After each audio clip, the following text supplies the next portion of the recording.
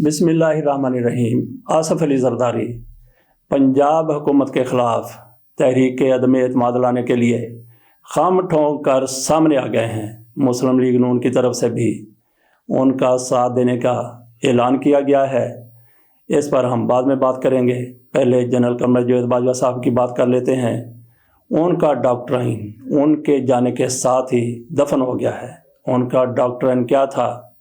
वो भारत के साथ तजारत करना चाहते थे, वो अमेरिका के साथ तल्लुकात कायम करना चाहते थे। ना तो तजारत में कोई हर्ज है, ना अमेरिका के साथ तल्लुकात में किसी किस्म का कोई हर्ज है। लेकिन भारत के साथ आप उस वक्त तक तजारत नहीं कर सकते, तल्लुकात बेहतर नहीं बना सकते जब तक मसला कश्मीर अपनी जगह पर मौजूद है। जनरल साहब मसला कश्मीर की मौजूदगी में भी भारत के साथ तजारत करना चाहते थे। अमेरिका के साथ तल्लुकात ज़रूर अच्छे होने चाहिए, पाकिस्तान के अमेरिका के साथ तल्लुकात बेहतर भी हैं, लेकिन जनरल कमर जावेद बाजवा साहब इन तल्लुकात को इंतहाओं पर ले जाना चाहते थे, चीन की कीमत पर। चीन के साथ वो उस तरीके से तल्लुकात बरकरार नहीं रखना चाहते थे जिस तरीके से चीन के साथ रहे हैं। और फिर ये भी बाजवा डॉक्ट्राइन का हिस्सा था कि इसराइल को तस्लीम कर लिया जाए। इसराइल को तस्लीम करने में भी कोई बात नहीं होना चाहिए, लेकिन जब तक फ़लस्तीनी इसराइल को तस्लीम नहीं करते उस वक्त तक पाकिस्तान इसराइल के साथ किसी तौर भी तल्लुकात बेहतर नहीं कर सकता, ना ही उसको तस्लीम कर सकता है। तो जनरल बाजवा साहब का डॉक्ट्राइन उनके जाने के साथ ही दफन हो गया। उनकी लिगेसी वैसे भी फ़ौज में उस तरह से नहीं है जिस तरह एक आर्मी चीफ़ के जाने के बाद दूसरे आर्मी चीफ़ की होती है, लेकिन बाजवा डॉक्ट्राइन इस पर तो पाक फ़ौज की तरफ से कतई तौर पर पेश रफ्त नहीं होगी। बाकी जनरल कमर जावेद बाजवा साहब जाते हुए जनरल आसिम मुनीर की खुशामद करते हुए नज़र आए, चापलूसी करते हुए नज़र आए। तो क्या उनकी ये खुशामद, उनकी ये चापलूसी, उनकी ये तारीफ़ें इनके लिए कारगर होंगी या बेकार होंगी? जनरल कमर जावेद बाजवा साहब रिटायर हो रहे थे। उन्होंने अपनी तकरीर का आगाज़ किया। उस तकरीर में जिसमें छड़ी चेंज की जाती है, आगाज़ में उन्होंने कहा कि जनरल आसिम मुनीर साहब और उनकी बेगम साहिबा, इस तरीके से उन्होंने अपने ख़िताब का आगाज़ किया था।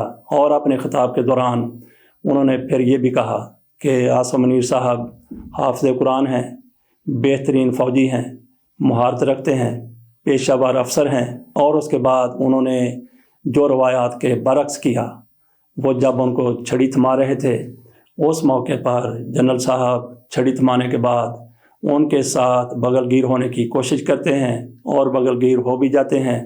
ये सारा कुछ इशारा करता है कि जनरल साहब उनकी खुशामद कर रहे थे, क्योंकि जनरल साहब को भी ऐसी मुश्किलात, बल्कि उससे भी ज़्यादा मुश्किलात का सामना हो सकता है जो जनरल परवेज़ मुशर्रफ को थी।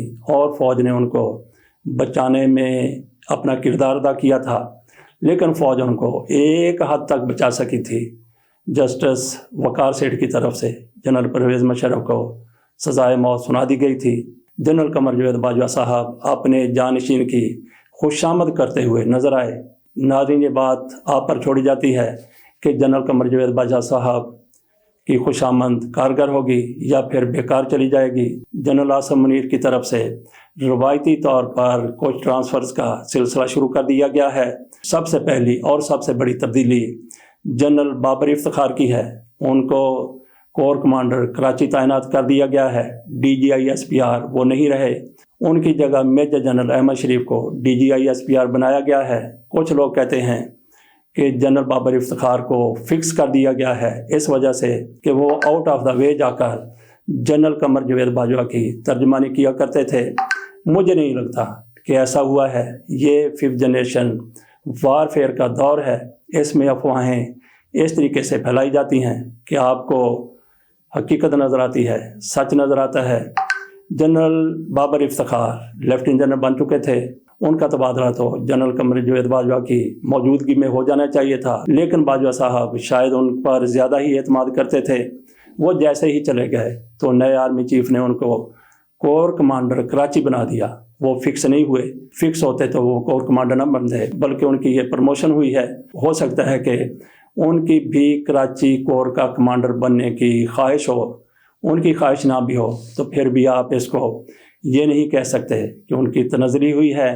ناظرین، یہ خبر بھی آپ کے سامنے آئی تھی کہ جنرل عاصم منیر صاحب کی طرف سے عمران خان کے ساتھ بات کرنے سے انکار کر دیا گیا۔ کہا گیا کہ وہ صدر علوی کے ساتھ ملاقات کے لیے گئے تھے، صدر علوی نے ان سے کہا کہ میں آپ کی عمران خان سے بات کراتا ہوں، تو ان کی طرف سے کہا گیا نہیں، میں بات نہیں کرنا چاہتا۔ اسی طریقے سے جنرل عاصم منیر شہباز شریف کے ساتھ ملاقات کے لیے گئے، انہوں نے کہا کہ میں آپ کی بات بھائی جان سے کروانا چاہتا ہوں، میاں نواز شریف سے کروانا چاہتا ہوں، تو جنرل عاصم منیر کی طرف سے کہا گیا کہ میں ان سے بات نہیں کرنا چاہتا۔ تو ناظرین، یہ ایسی خبریں ہیں جس کو آپ 5th جنریشن وارفیئر کے زمرے میں لا سکتے ہیں۔ نہ تو صدر علوی کی طرف سے جنرل عاصم منیر سے کہا گیا کہ عمران خان سے میں آپ کی بات کروا دیتا ہوں، نہ شہباز شریف کی طرف سے کہا گیا کہ آپ میرے بھائی جان سے بات کر لیں۔ یہ سارا 5th جنریشن وارفیئر کا سلسلہ ہے۔ لوگ اپنی اپنی خواہش کو خبر بنا کر سامنے لے آتے ہیں۔ اسی طرح کا ایک اور واقعہ بھی ہمارے سامنے ہے۔ طاہر جمیل نورانی لندن میں ہوتے ہیں، وہاں ان کی ملاقات اعجاز الحق سے ہوتی ہے۔ وہ اعجاز الحق سے گفتگو کے دوران پوچھتے ہیں کہ جناب، ہم نے سنا ہے کہ آپ جوانی میں پیتے رہے ہیں۔ اس پر اعجاز الحق کی طرف سے کہا لگایا گیا۔ انہوں نے کہا کہ ہاں، میں پیتا رہا ہوں، لیکن ساتھ ہی انہوں نے یہ بھی کہہ دیا کہ میں پیتا رہا ہوں، سگریٹ پیا کرتا تھا، لیکن وہ بھی میں نے پھر بعد میں چھوڑ دی ہے۔ جس کے سامنے یہ بات گئی کہ اعجاز الحق نے کہا کہ میں جوانی میں پیتا رہا ہوں، وہ سر پکڑ کر رہ گیا کہ جنرل ضیاء الحق کا بیٹا وہ کتنے مذہبی تھے اور یہ کیا کہہ رہا ہے۔ لیکن دراصل یہی 5th جنریشن وار ہوتی ہے، کسی افواہ کو حقیقت بنا کر سامنے پیش کر دینا۔ ایک افواہ یہ بھی سامنے آئی ہے کہ فواد چودھری عمران خان کو نااہل کروانا چاہتے ہیں، ان کی سیاست کی لٹیا ڈبونا چاہتے ہیں۔ وہ کس طریقے سے؟ ان کا ایک بیان سامنے آیا ہے۔ وہ اپنے بیان میں کہتے ہیں کہ سپریم کورٹ اپنے بنیادی کام سے کام رکھے، اس کا کام بنیادی حقوق کا تحفظ ہے، عدالتوں کی بنیادی حقوق پر کارکردگی شرمناک ہے۔ انہوں نے مزید یہ کہا کہ عدالتیں اپنی کارکردگی بہتر بنائیں اور ہمیں سیاسی نظام پر بھاشن دینا بند کریں۔ سیاست میں تبدیلی پاکستان کے عوام کا حق ہے اور اختیار ہے۔ اس چیز کو لے کر کچھ لوگوں کی طرف سے یہ کہا جانے لگا کہ فواد چودھری عمران خان کی سیاست کو ڈبونا چاہتے ہیں، ان کو عدالتوں کے سامنے کھڑا کر دینا چاہتے ہیں۔ کچھ جج تو پہلے ہی بھرے بیٹھے ہیں۔ فواد چودھری کی ایسی باتیں سنیں گے تو عمران خان کو شدید نقصان ہوگا۔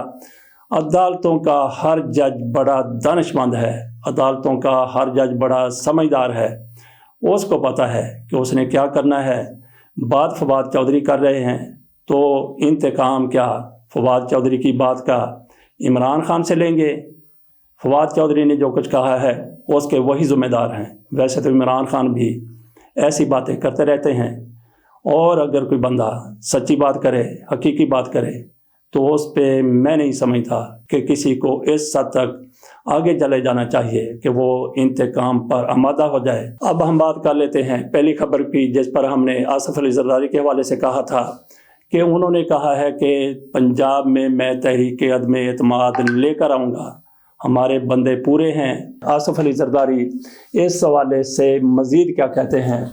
پنجاب میں ان ہاؤس تبدیلی ممکن ہے، عمران خان گرفتار اور نااہل ہو سکتے ہیں، آرمی چیف کے لیے جنرل عامر کا میں حامی تھا۔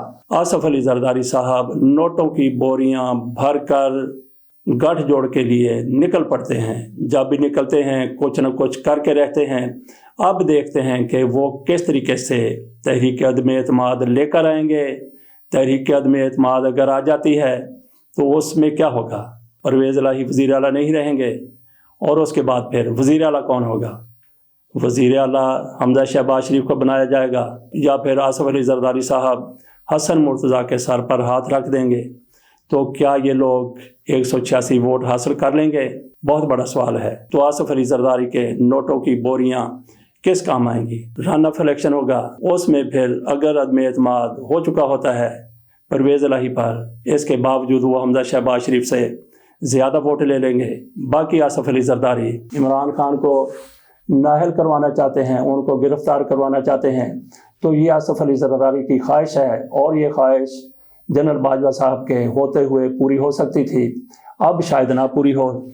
اور پھر آصف علی زرداری صاحب کی اور بھی بہت سی خواہشیں پوری ہو جاتی اگر وہ جنرل عامر کو آرمی چیف بنوانے میں کامیاب ہو جاتے۔ آصف علی زرداری کا پرویز الہی کے خلاف عدم اعتماد لانے کے حوالے سے ساتھ دینے والوں میں مسلم لیگ نون آگے ہے۔ رانا ثناء اللہ کی طرف سے یہ کہا جا رہا ہے کہ کوشش کریں گے اسمبلیاں تحلیل نہ ہوں، گورنر راج آئینی طریقہ کار ہے، وہ استعمال ہو سکتا ہے۔